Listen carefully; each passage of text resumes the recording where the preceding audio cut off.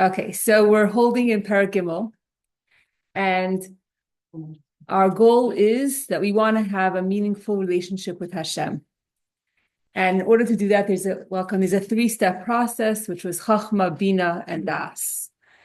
Chachma is that great idea, that first great idea, that lightning, that brainstorm. It could be compared to a businessman who's very rich. So if someone comes to do business with him, then he's very happy to do business. But if no one comes, then he'll just sit and twiddle his thumbs. So if an idea comes, that's great. But if not, then he'll just wait for the next person to come. Bina is a businessman who doesn't just wait for someone to come to him to do business, but rather he goes out of his way to find customers, to find people to do business with.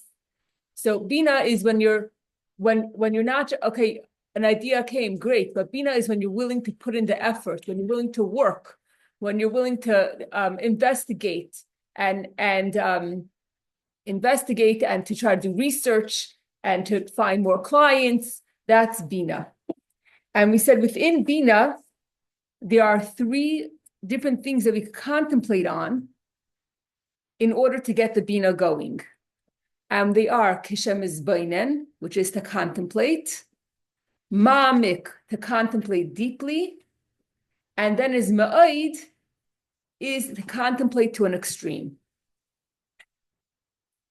So we already spoke about Memalik Kol Omen and Seviv Kol Omen. Just to review, Memalik Kol Omen is to first realize how incredible this universe and beyond is, that there's 500, a spiritual distance of 500 years of travel in between each heaven. And yet in every single heaven and on earth, Hashem gives each and every creation exactly the amount of energy that it needs in order for it to exist and to be alive. That's very impressive for us. But that is not the extent of Hashem's greatness. Hashem, that's what Hashem does. It's not who Hashem is. Like we said with the example of a grandfather sitting at this great scholar, and grandfather sitting on the floor playing trucks with his grandson. That's what he's doing. That's not who he is. It doesn't define him, because if you choose to limit yourself, that doesn't define you. So that was Mamala Kolomin. Then we spoke about Seviv Kol Omen. Seviv Kol Omen is that Hashem, not only does Hashem fill every single creation, but Hashem is equally removed from everything. From the tiniest ant to the greatest angel, Hashem is so beyond the world that the tiniest ant and the greatest angel are equally removed from Hashem. Okay, who's the richest person that we know? For example, okay, Elon Musk, Bill Gates. Okay, so imagine if you're going to try to compare yourself to Elon Musk. Okay, he has however many billions of dollars that he has. Is it possible for me to ever catch up to Elon Musk? Okay, so there is a possibility, because however many billions he has, it's a certain amount. I could describe it. It's a certain amount. So if lightning, I win a lottery, who knows what, lightning strikes, whatever it is, something happens, and there is a chance that I could catch up to Elon Musk. But imagine there was a person that had an infinite amount of money. That means that if he had billions of dollars and he just flushed them down the toilet, it wouldn't matter, because the endless amount of money, no end, right? Could I ever catch up to a person who has an infinite amount of money? I know it doesn't exist, but would I be able to ever catch up to a person who has an infinite amount of money? No. Now, could Elon Musk ever catch up to a person who has an infinite amount of money? Also no. So that's what it means, Sev Kolomin. Sev Kolomin means whether you're Elon Musk or whether you're Chani Garari, you're equally distant from Hashem, because when it comes to Hashem, who has no limit, as many billions as you have, it's worth it's as many billions as you have, it doesn't, when comparing it to infinity, it's equally distant from someone who has $1. So that's what it means, Sev Kolomin. Hashem is so far removed that whether you're the greatest billionaire or whether you're a pauper, you're equally removed from Hashem. Why? Because Hashem is endless. And then comes, this is the new part for today, the third meditation, because we said we have to meditate deeply, and meditate to an extreme. The extreme form of meditation is this, it's actually Aramaic, and the expression is kula kamei kalei chashiv, which means everything before Hashem is like nothing. Okay. When we daven, 3 times in our davening, we say Kadesh, Kadesh, Kadesh. We say it in the brachas before Shema. We say it in Kedusha for davening with a minyan. And we also say it in Uvalat Tzion. When you say Kadesh, you'll see it says Kadesh, and then there's a line, like a barrier. It's called a psik. And then Kadesh, Kadesh. And what does Kadesh mean? If you're davening in English, you say holy, holy, holy. But the English doesn't do justice to Hebrew. So you say holy, holy, holy. You think if I say it a few more times, then it will penetrate. That's not the point. Kadesh, what does Kadesh mean? Separate one. Yes. Kadesh means separate. So if you have this level of Mamalik Omen and you think Hashem is amazing because he could fill every creation and give every creation exactly the amount of chayes that it needs, that's incredible. Now do Kadesh. Now take all that knowledge, all that amazing, you think that Hashem is so great, and now separate it from the next level. The next level is so much higher. The next level is so much higher that you have to take all of your knowledge and put it to the side and separate it in order to get to the next level. That's how these 3 levels of Mamalik Omen and Sev Kolomin and Kula Kamei Kalei Chashiv, each one you need a Kaddish in between. It's that much beyond each level, each contemplation. To get to the next one, you have to go completely beyond. You have to take everything that you know and put it aside to get to the next level. And Kaddish, Kaddish, Kaddish, the first time we say it, we're saying it from the Malachim's perspective. So from the Malachim's perspective, they're up here. So Kula Kamei Kalei Chashiv is first. That's why there's a psik. And then Sev Kolomin, and then Mamalik Kolomin. It's like if you're standing on the top of the Empire State Building, you're looking from up, down. So that's why the psik is after the first Kaddish, because the first Kaddish, which is Kula Kamei Kalei Chashiv, which is everything before Hashem is like nothing, is so beyond that you need a psik. You need a line in between because it's so high. Us, on the other hand, we're looking from down up. So we have Kadesh, Kadesh, and then Psik Kadesh. But each of these contemplations each one is so beyond Kadesh, beyond the next one. It means separated. It means separated from everything. That's how incredible the difference is between each of these contemplations. Whatever you believe that you understand about Hashem is beyond that. So you have to separate yourself from everything that you knew beforehand. Okay.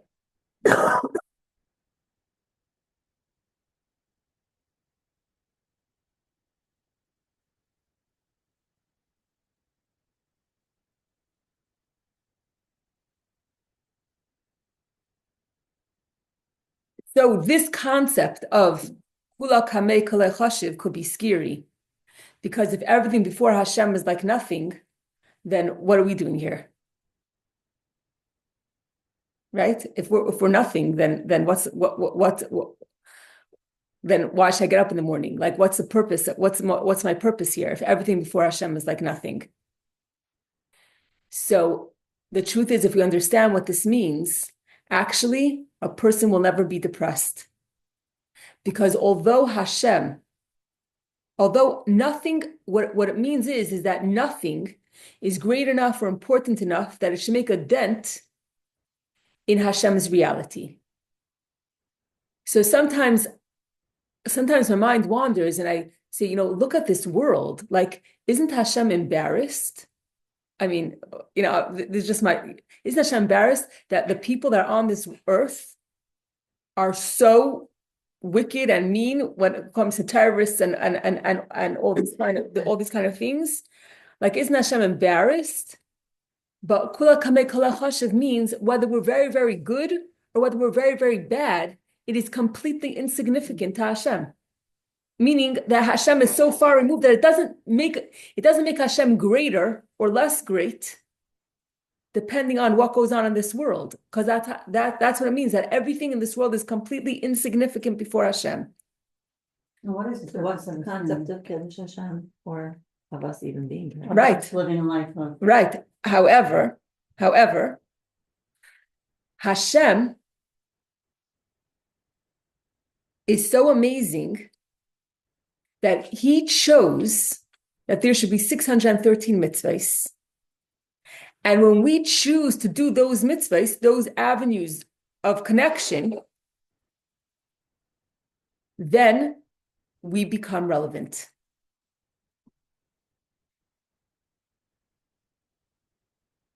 So we are finite. Hashem is infinite. It doesn't make sense that there should be a bridge between finite and infinite. It's impossible.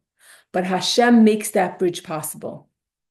If you have billions of dollars in the bank account, those billions of dollars are insignificant to Hashem. However, if you take $18 and you go on the computer and you give tzedakah to some charity organization, those $18, that's very relevant. Why? Because Hashem chose that. So Hashem chose to create us to be Jewish, and that by doing mitzvahs, we should matter when everything else doesn't matter. When everything else is completely insignificant and worthless before Hashem. The billions of dollars are worthless, but your $18 that you gave for tzedakah, that is relevant. There's a story, I don't remember the details of there was a king and he had a Jewish advisor, and there were people that wanted to get him in trouble, and they said about him that he cheated the king or that he stole money from the king, and the king said, well, in that case, I'm going to confiscate all of his assets and throw him into jail, and that's going to be it. And it comes the day of judgment, and the king says to him, tell me, how much are you worth? How much money do you have? How much money do you have? So he says, bring me my books. And he tells the king the amount of money that he gave to tzedakah. That was the amount of money that he said, that's the amount of money that I have. Because everything else, in 1 second, you could take away from me. That's insignificant, because it's here today, gone tomorrow. But the money that I gave to tzedakah, that no one could ever take away from me. That is significant. And the end is that the king was very impressed and gave him back his assets and lived out. It's not really relevant, but Hashem made the reality that it should be relevant. Really, it's irrelevant also. It should be irrelevant. How could what a finite human being do have any relevance or matter to Hashem? When Hashem is so beyond that a tiny ant and the greatest angel are equally distant from Hashem, that's Seif Kalamin. So really, we should be worthless. But yet, Hashem chose us. Hashem wants a relationship with us. And when we do something for him, and Hashem, you see, we could think, oh, it's insignificant. Turn on a light on Shabbos, turn a light off on Shabbos. Big deal. But it's not a big deal because the Hashem chose which things, which actions will matter. Which actions he cares about, which actions gives you a meaningful connection or opportunity to connect with an infinite God. It's not what we choose, it's not what we feel, it's not what we like. It's what Hashem decides. It's what Hashem decides is what's going to matter.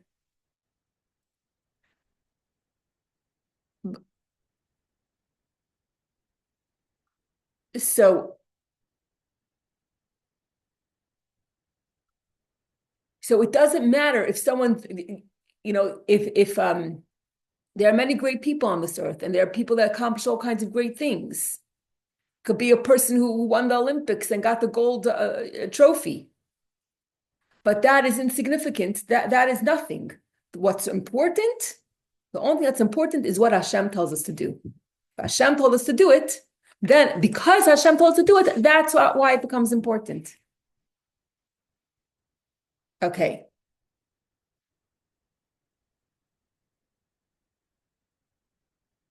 And when we have this level of kula kamei kalei chashiv, when we're able to realize that everything is completely insignificant before Hashem, and nothing could get in Hashem's way, chas v'shalom, because Hashem is nothing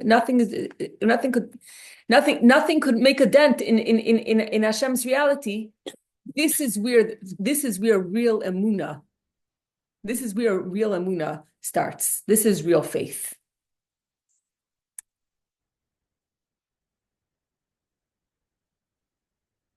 So some people think that emunah is like, I try to understand Hashem, and if I can't understand Hashem, then I have no choice but to go to faith. I fall back on faith. But real faith is a journey that takes me way beyond where my brain could take me. It expands my horizons. And I come to a place, Kula Kamei Kalei Chashiv is a place where I realize it's the ultimate state of knowledge. And I realize it's the knowledge that we will never know Hashem. Memale Kol Almin, I could relate to. Seviv Kol Almin, I can't describe it or define it, but I know what it's not. Like remember we gave the example, I said, what's spirituality? Spirituality is something that's not physical. I could tell you what it's not. So I could tell you, I could describe Hashem. Look, Hashem created all these wonderful things. And I could tell you that Hashem is not stuck or bound by everything that He created. Hashem is way beyond it.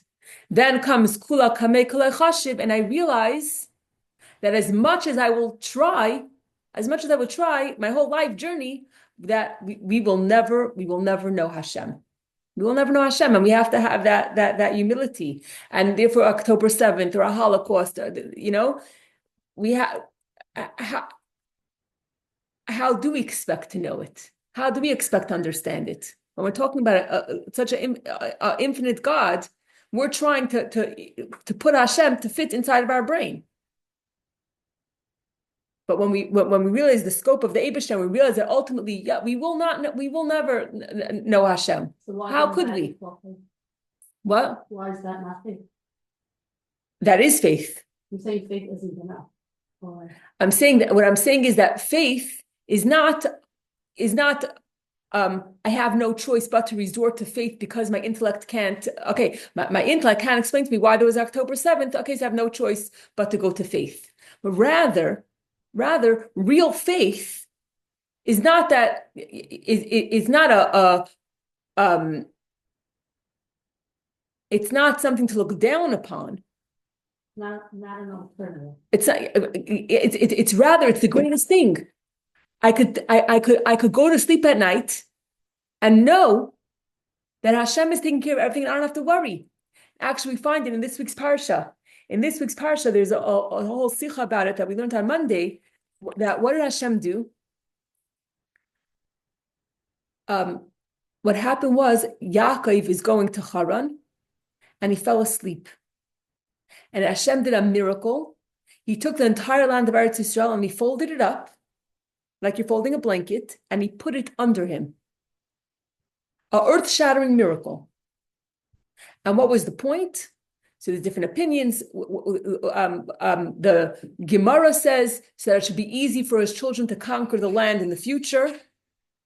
And the Medrash says that it was to show ownership.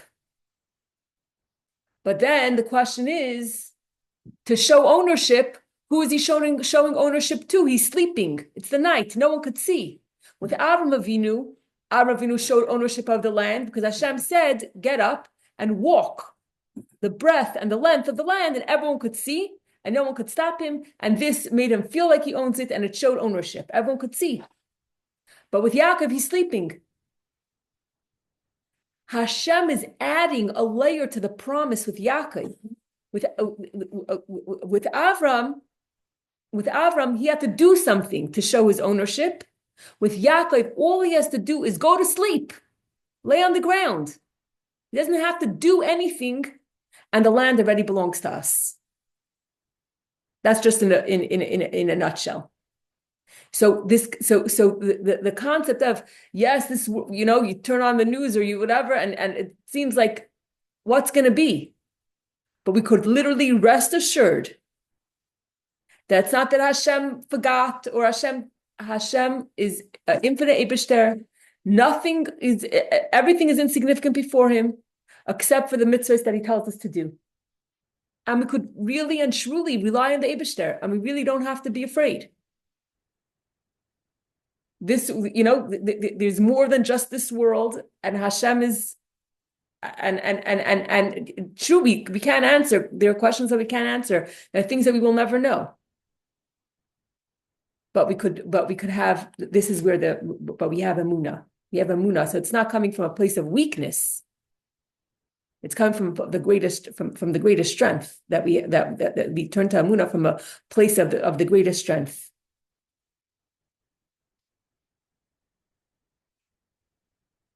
A clever person tells you what they know. A wise person tells you what they don't know. And he's open to what he doesn't know.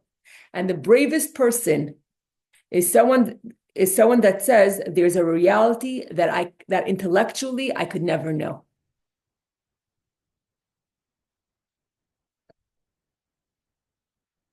Okay.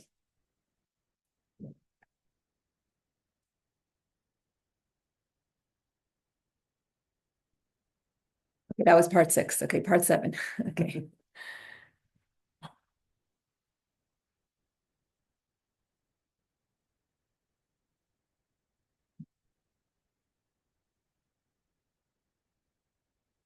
Okay, so again, we're trying to have a meaningful relationship with Hashem. And how is this going to happen? It has to be through Chachma Bina Das, through understanding as much as we can. Because I can't have a meaningful relationship with something or with someone that I don't know. If, for example, online dating.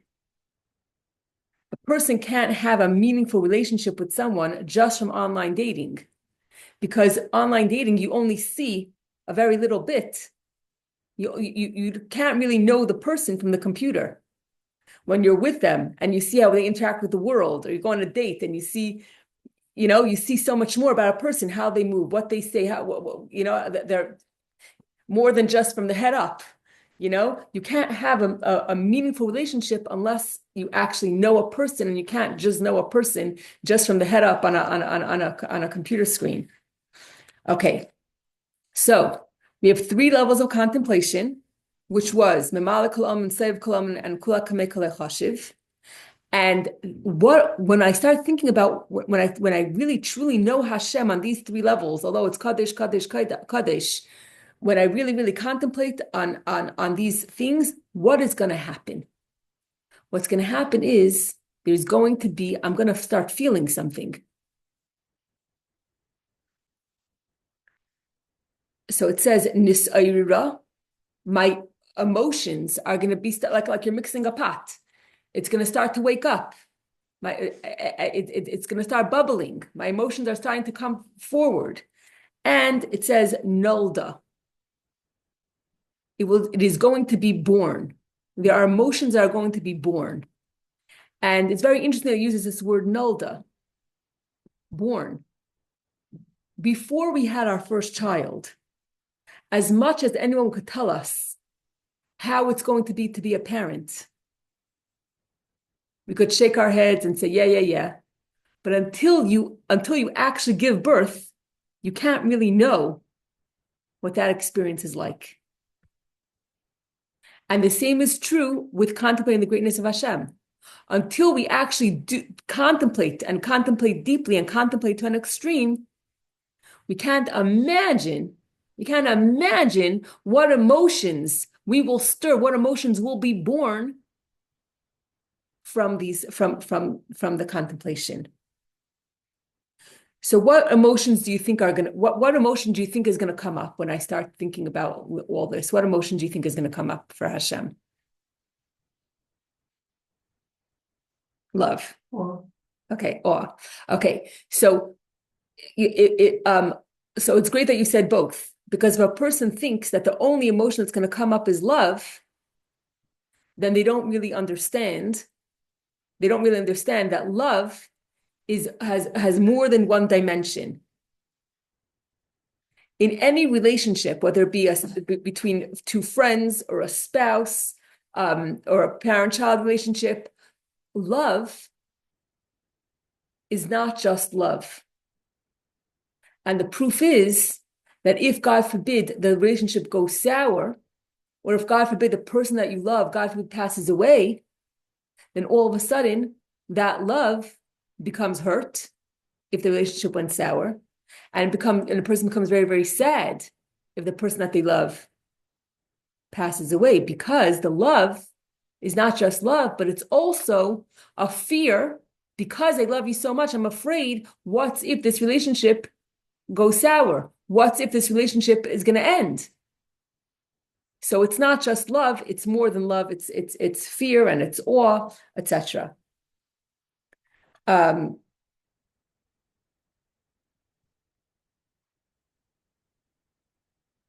it's very interesting because this emotion that's going to be born and that's going to be stirred up, and love and fear and awe, all this is actually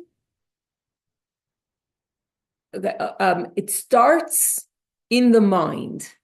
So we think that emotions is in the heart and intellect is in the mind, and they're two separate continents, and there's an ocean in between, and they're opposite from each other.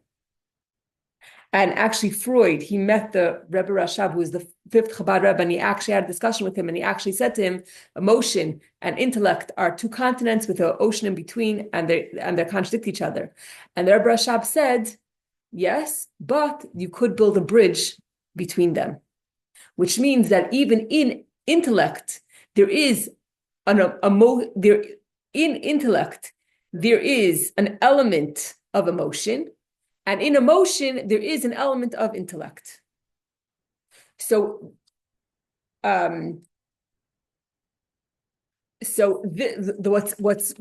emotion that's starting to be born is starting actually in the intellect. It actually starts in the intellect, and then it goes into the heart.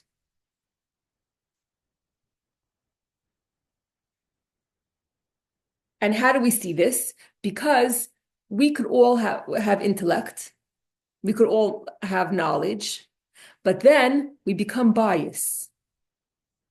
What happens is we take our knowledge and it leans towards a certain area. For example, you can have knowledge and then you lean towards being very liberal, or knowledge that leads towards being conservative, or knowledge that leads you to be very scientific or very creative. So therefore, this knowledge is not pure knowledge anymore. It's already this information, this pure information, starts already turning in how it impacts me, which eventually becomes emotion. But there's a process. So you have the pure intellect, and you start already leaning towards how it impacts me. And when we're completely I take into account what impacts me, that's already my response. And that's already emotion. That's full-blown emotion. Okay, so the first thing that happens is when I'm thinking, having these three contemplations, Malkalam, Sevkalam, and Kula Kamekale Chashiv, in order to understand what the process, think about who is the great, for you, who is the greatest human that ever lived in all of history? Could be someone that lived 2,000 years ago. Who would it be for you? Okay, Moshe Rabbeinu. What do you mean? They have to be not here anymore? Imagine anyone. I love that. Okay, so that's amazing. So the greatest person that you the person that you most admire in the whole world from any time in history, imagine it's Moshe Rabbeinu. And imagine you just sent your kids off to school, hopefully, and the doorbell rings, and you open the door, and there is Moshe Rabbeinu. Moshe Rabbeinu came to your house on a Thursday morning. How would you feel? So there's a process of how you feel. The first thing is something called Yiras Haraimus. You stand in awe of God's supremacy. And that's the feeling that you feel when you're standing by the Niagara Falls, or when you're just in awe. You're just in awe. It's breathtaking, and it's a wow. And even I don't have to. It's even before I have an emotion in my heart. Even the brain could wake up. Even the brain is taken by the fact that Moshe Rabbeinu is by your door, and you're in awe, and you're even like ashamed. Like, why would Moshe Rabbeinu come to my house? Like, who am I? Like you want to come to, why are you coming to my house? I feel totally inadequate. What did I deserve? What did I do to deserve that Moshe Rabbeinu should come and give me all this attention? I'm overwhelmed. And this is what's being the emotion that's starting to be to give birth, to be born in my head, is that Hashem is so great, so infinite, yet he's giving me an opportunity, he's giving me a role to play in his universe. That's wow. Then once I have this yiras was this awe, this wow in my brain, then it's going to flow down actually into my heart. And then I have something called pachad. Pachad is this primitive fear in your heart. So you're not afraid that something bad is going to happen. You're not afraid of something negative. But it's just a fear of this overwhelming reality that Hashem needs me, Hashem wants me to do something for him. And then, okay, so Moshe Rabbeinu is at the door, right? So your awe, and you have this awe and you have this fear. And then what happens? Think of a teenage girl. Then we start shrieking. Then there's also then what happens is you also have this excitement. And your heart begins to flame with an intense love that is compared to flames of fire. There's a yearning, there's a desire, there's a thirst. It's an emergency. You were in the desert for 3 days without water. You have this great thirst for Hashem, like a fire. Thirst is because of heat. The heat of the fire. You're so thirsty, it's an emergency. All you want is to become close to Hashem. So if you don't want to go so extreme that Moshe Rabbeinu is at your door, imagine that Moshe Rabbeinu came to is on your block. And all the neighbors are gathered around Moshe Rabbeinu. And all of a sudden you have this desire, I have to be there also. I have to push myself into the crowd also. It's an emergency. I have a deep desire to get close to Moshe Rabbeinu, to get close to Hashem. So this is the process. I contemplate deeply, contemplate to an extreme. And what am I getting? I'm getting awe. I'm getting fear. and I'm getting this fiery love. These are the 10 spirits now that you're going into? So we're not actually going into in this chapter, we're not gonna go into the seven midas, into the emotions. We're not touching the emotions, but we're basically planting the seeds. We're basically planting the seeds for the emotion.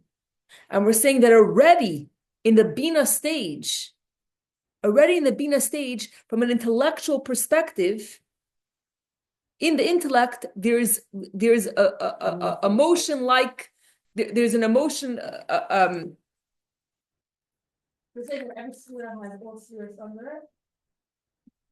No. I'm saying no. We're going in order. There's Chacham Bina Das, and we still have to discuss what Das is, which we're going to discuss today, and then after Das, and we're going to after Das, and then comes the emotions. But there's an element even in the intellect. There's already an element of emotion. There's already the seed for emotion is already is already planted. And what is happening? What's this emotion? What is this emotion element that's in my intellect? What do I realize? That Moshe Rabbeinu, okay, we'll just say Moshe Rabbeinu for a second, that Moshe Rabbeinu, or this great person in history, is not just my childhood idol, someone that I looked up to my entire childhood, but rather we realize that this is my source. And now to take it into Hashem, you have this fiery love for Hashem, and you realize that Hashem is the source of my neshama. This is where my neshama comes from. This is who I really am. This is the only thing that matters. I'm coming home. I want to go home. Just like a fire, everything else on this earth is pulled down with gravity. The only thing that's not subject to gravity is fire. Fire always strives to go up. And the reason is because there are 4 elements, and every element wants to always go back to its source. The only element that's out of this world is fire. And therefore, fire is always going up, and it is not governed by gravity. And this fiery love is when I realize that Hashem, this is who I am. This is my reality. My neshama is actually, this is a part of Hashem. And then I just like a fire wants to go to its source, I want to go to my source. And it becomes in a positive way, it's an obsessive. Okay.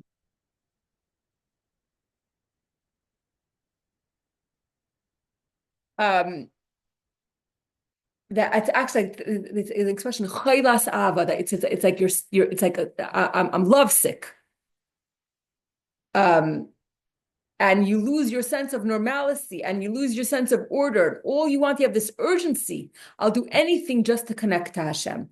It's like klais hanefesh, like your soul wants to expire. Of course, we can't do that, but just that desire to become one with Hashem. And the verses that are used in the Tanya is from David HaMelech, Nichsefa v'gam kol sanafshi, my soul has yearned and even expired towards Hashem. Tzama nafshi elakim, I have a thirst for Hashem. Tzama l'cha nafshi, the person who's thirsty in a desert and has an urgency to connect to Hashem. So being on this stuff. Yes. Bina is already leading to at least to something that already in the mind, still in the mind, you already have an element of emotion. Yes. Okay. Now we're up to part 8. Okay, this is the last part of this chapter. Okay, we'll try to finish today. Okay. So what are we left to explain? We're left to explain Das. What is Das? So we say, Chachma Bina Das, wisdom, intellect, and knowledge. So So we're going to understand, what does knowledge mean? What does das really mean? And the first time we see das in Torah, that tells us, that defines for us what das really is. Okay, so where do we see das? Where do we see das for the first time? Yes. The Adam yada es Chava. Adam knew Chava. What does it mean? What does it mean? He knew her, he recognized her. What does it mean? Das means intimacy. The union of two things. Das comes, das is I'm jumping ahead of myself. Das is lashon of hiskashrus, and a kesher is a knot, when you have a knot between two things, and ischabrus, when two things become one. That's what das is. Okay, let's go back to the 1960s. Imagine there's a Dr. Goldstein in the 1960s, and he is a regular doctor, and it's coming the evening. He has one patient left. He's dying to go home and have his chicken soup. And this last patient comes in. The patient is coughing, and he gives him antibiotics. And he's about to, and he goes, and he's about to, close his practice for the day and go home to his chicken soup. And all of a sudden, he says to himself, this guy that's coughing so much, he's a chain smoker. I wonder if the fact that he smokes has anything to do with the fact that he's coughing so much. And he could just think about it. He could and walk out the door and go home. Or he could say, you know what? The thought, is there a connection between coughing so much and being a smoker? That's chachma. Bina is, he doesn't go home. Bina is, he goes to his file cabinet and takes out files of other people that he knows that are chain smokers, and he spends a half an hour saying, is there a connection between smoking and coughing? So he had this idea, chachma, maybe there's a connection. Bina, he doesn't just go home to his chicken soup, but rather he spends half hour in the office taking out other files and trying to compare and people that don't smoke and people that yes smoke. And then he starts every single day spending 1 hour doing research. Is there a connection between smoking and coughing, or extreme coughing? And then he takes a sabbatical, spend a whole year doing this research. And after a whole year of doing this incredible research, he writes a paper, he writes a book, and he's invited to this big medical conference, and he gives his whole presentation, and everyone claps, and they give him an award. And then after the whole lecture, in the other room, there's going to be a whole dinner. And he's so proud of himself after the lecture, and on his way to the dinner, he goes outside and takes a smoke. So what happened? You spent so much time doing all the research. You had chachma. You had that idea when that patient came to your office that cold November night. Then you had the bina, you had all the research, but there's no das. There's no connection. And we laugh, but we all have that, we know cell phones are so bad for us. I saw a meme, cell phone, a cell, you're like a prisoner in a cell. We know that the phone is imprisoning us, but yet we can't put it down. So we have the knowledge, but we don't have so we have the chachma, we have the bina, but we don't have the das. Just because I know the information, there's absolutely no guarantee that I'm going to live aligned with that information that I know.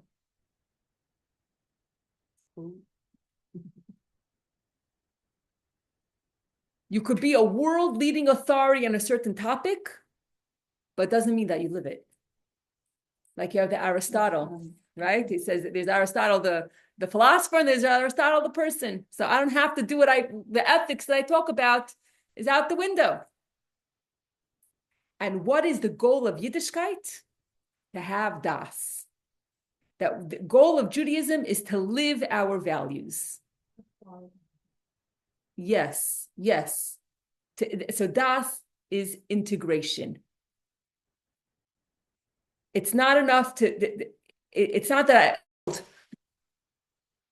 my child is so smart, is so brilliant. What do you mean he doesn't have das? He's already halfway to, he's already halfway to being a doctor. He's so brilliant. But what does it mean, das?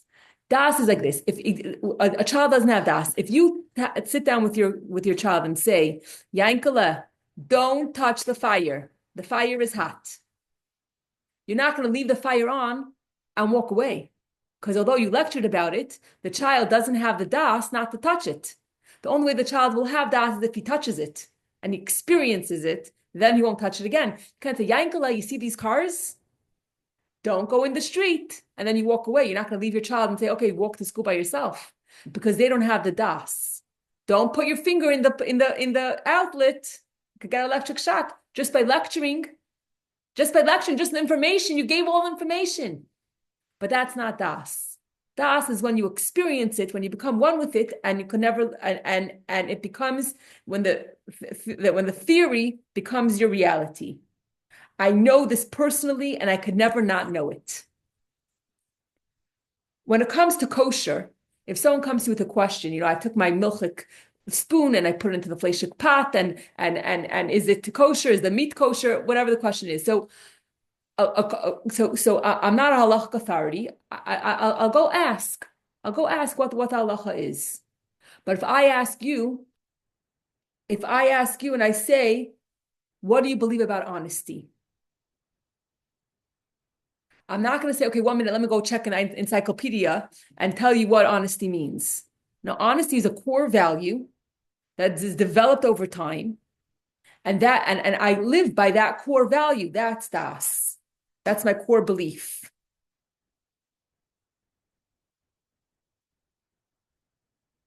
So these das, these core beliefs, they don't just happen with a snap of a finger,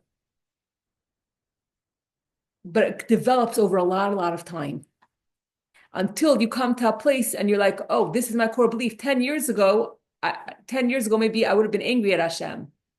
But now, 10 years later, I have such a amunah, I'm in a different place, but I can't tell you exactly when that core belief started or when it actually came. It's a process. It's a very long process to establish core beliefs. And when you have a core belief and someone else has the opposite, that's when you realize, that's when you realize that you actually have das in this area. For example, as Jewish people, we value life. And we'll do anything to prolong life. You meet someone who their religion says that they should give up their life for their religion. And then you realize, when you talk to them, you realize, oh, this is my core value. That just because the Muslim religion says, blow yourself up for the religion, that may be their core belief, but we see how that's when you see what the core belief is, something that you believe so strongly and it becomes who you are. And das is what keeps a meaningful relationship alive.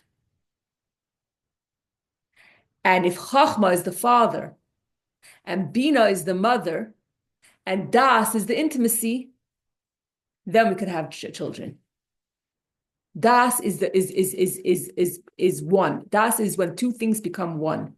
When it's not just knowledge that I'm going to go look in a book, but rather when that knowledge becomes one with me, becomes who I am.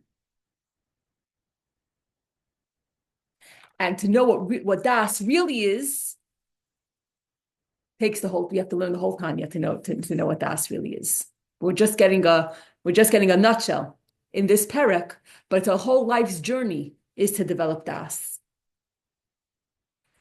So I'm basically finished with my notes, but on the way here, I did double speed. I was listening to Rabbi Shais Taub for Tanya chapter 3. And it's so interesting because I listened to it years ago and listening to it now, and I'm like, I understand in a whole different way. So I'll just share some cute, I so could relate to that. yeah, Because when I learned Tanya, it was like so foreign to me, like you bring it down.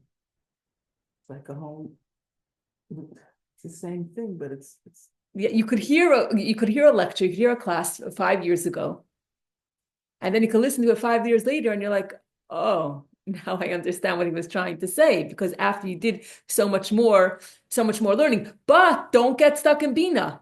Don't get stuck in Bina. Oh wow, now I understand the muscle even better. The question is if it could actually impact my life. That when it's, when it's the school bus is beeping and I can't find the kids' shoes and I'm, like we Showing up fucking, actually sitting over all these yes, ideas. yes, And yes, classes applying. yes. So for me, okay, Chachma, I'm listening to the lecture. So what I did in the beginning, the first Tanya class, what did I do? I went to the internet. I went to I went to the class that I'm listening to, and it's something called transcript. You click on transcript. Every single word that you're going to hear is in transcript. You could copy the whole thing, paste it on a document, and print it out. And then I could just highlight a couple of things, and I'm good to go. But I don't do that. I take a notebook and I actually write down. What I would have highlighted, because writing it down is part of a process of bina. Is to start, that winter camp. So his wife said to him, "Why don't you go to Arizona? And you'll be over there in the mountains, and you'll be able to write. You'll be able to get a lot more done." And he said, what he accomplished in 10 days. He accomplished more in 10 days in Arizona when he was by himself in the mountains than what he accomplished in 6 months at home. So he's writing, he's trying to Shayach Damuna, and he's doing his writing and everything. And the counselor said to him, "Please come and speak to the kids."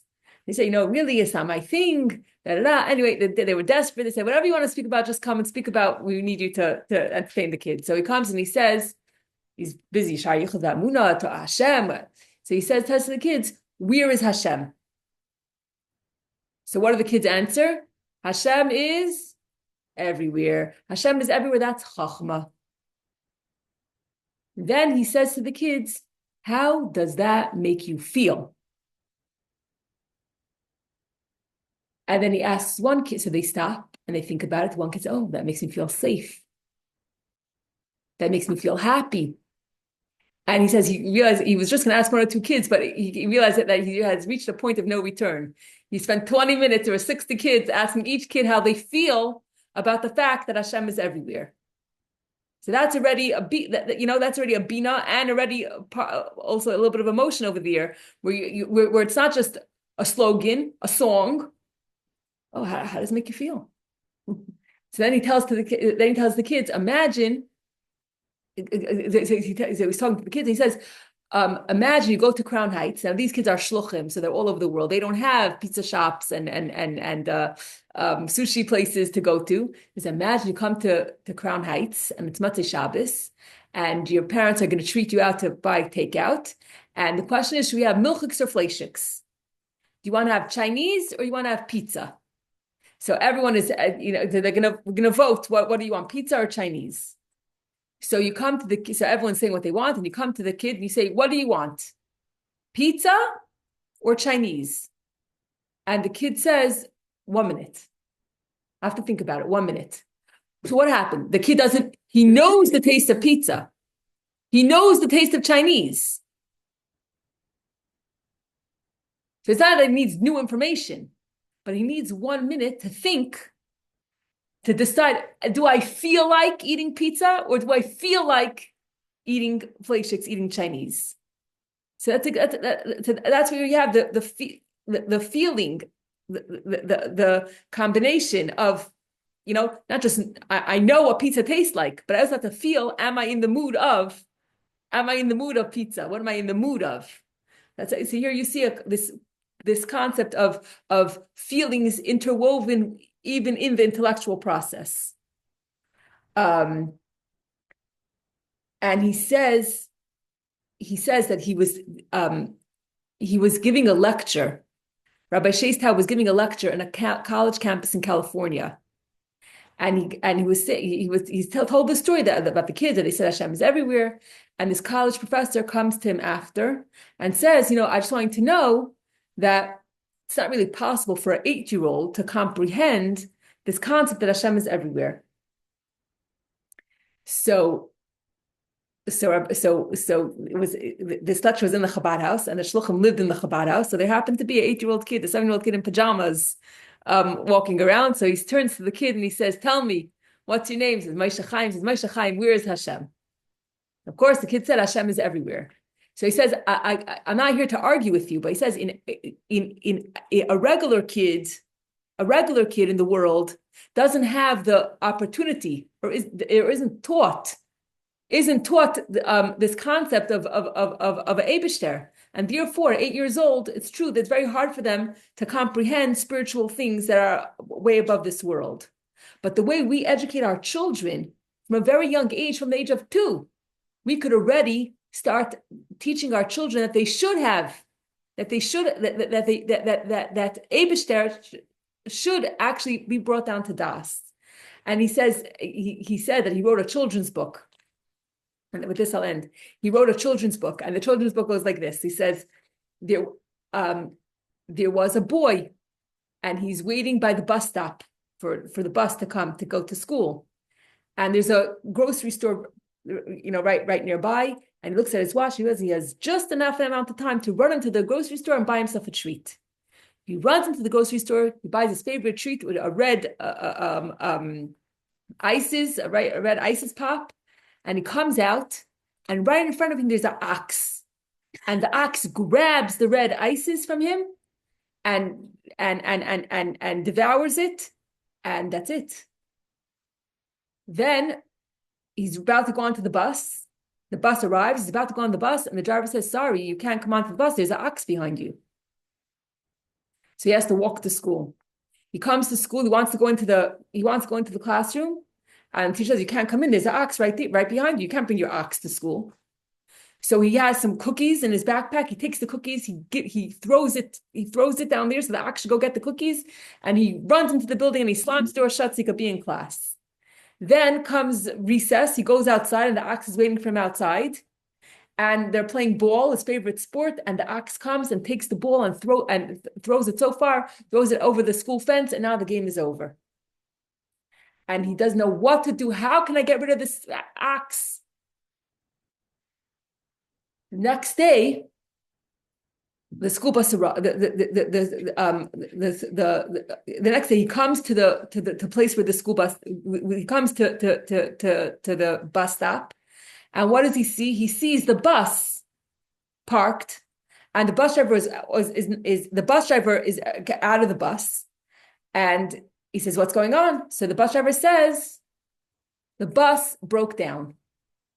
He gives the boy $1. He says, "Go to the store and buy an ice pop."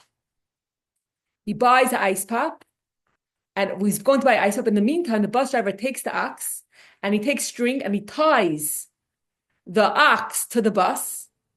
Comes the boy, brings him an ice pop, brings the ox the ice pop, and the ice pop and the ox is eating the ice pop. And in the meantime, while he's eating the ice pop, he drags the bus to the school. He says, "This is a children's story. This is a book for children. This is a story for children." But then, when you tell this to your children when they're 4, they'll be 12, 13 in yeshiva, and they'll say, "Oh, the ox, that's my Yetzer Hara. And yes, it could get in the way. And it could take my lunch, and it could take my treats, and it could bother me. But also, it's very, very powerful. If I harness it could drag the bus to the school. I could use it. That's such power that I could use it to serve Hashem." So we're so lucky, Ashreinu, that from a very, very young age, we could already, these concepts that most 7, 8-year-old, 4-year-old, 2-year-old kids would not be exposed to. We can expose our children to them, and ultimately the goal is that we should have that aha moment, the chachma, and then the bina to do the work, and then the das to actually integrate into our life that Yiddish, that the core values of Yiddishkeit is who we are and what we and how we live. Okay. Wow. Thank you, Bela, for joining us. I'm sorry that I got cut off here and there. No, that was amazing. Thank you. Thank you so much for recording. Very powerful. Yes, all the Okay, best. looking forward to seeing you next week. Bye, everyone. Thank you. Bye.